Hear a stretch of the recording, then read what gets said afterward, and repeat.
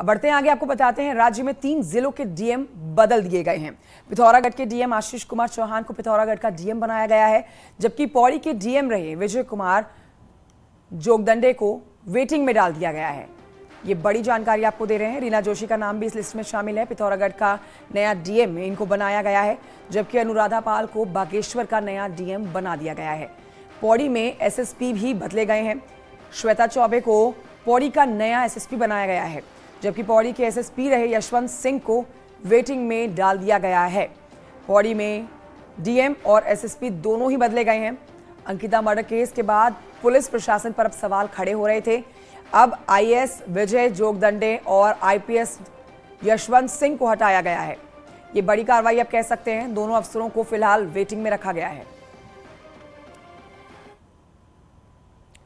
और आइए अब बड़ी खबर आपको बताते हैं। दुनिया भर में घड़ियों के लिए मशहूर एचएमटी फैक्ट्री की जमीन अब बिक चुकी है।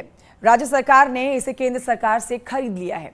ऐसे में बड़ा सवाल यह है कि राज्य सरकार इस जमीन का क्या इस्तेमाल करेगी।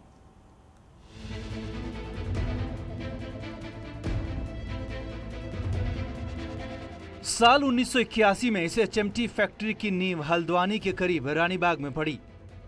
तब एचएमटी की खूबसूरत घड़ियों का हर कलाई पर राज था, लेकिन एचएमटी की घड़ियां समय से सुई मिला नहीं सकी। लिहाजा पूर्व सीएम एनडी तिवारी के सपनों की फैक्ट्री कुछ इस अंदाज में थम गई और साल 2022 आते आते केंद्र सरकार ने एचएमटी फैक्ट्री की जमीन को बेच डाला, वो भी राज्य सरकार को। लेकिन अब राज्य सरकार इस जगह पर नए प्रयोग के मन बना रही है। हमारी जो सर्विस इंडस्ट्रीज हैं उसको लेके यहाँ पे बात चल रही है कि उसको हम यहाँ पे डेवलप करें। लोकेशन बहुत इसकी आइडियल है और सर्विस सेक्टर के रूप में, एक सर्विस हब के रूप में ये उभरे, ऐसा भी हम देखते हैं। भीमताल विधानसभा की दौरे के समय भी ये बात माननीय मुख्यमंत्री जी ने कही कि लोगों को रोजगार से जोड़ा जाएगा और रोजगार से जोड़े जाने के लिए उस भूमि को मैं समझता हूँ कि उसको हस्तांतरित किया गया। हालांकि विपक्षी कांग्रेस सरकार से सवाल पूछ रही है कि प्रोजेक्ट लगाने के लिए सरकार बजट कहां से लाएगी, क्योंकि सरकार का खजाना तो खाली है।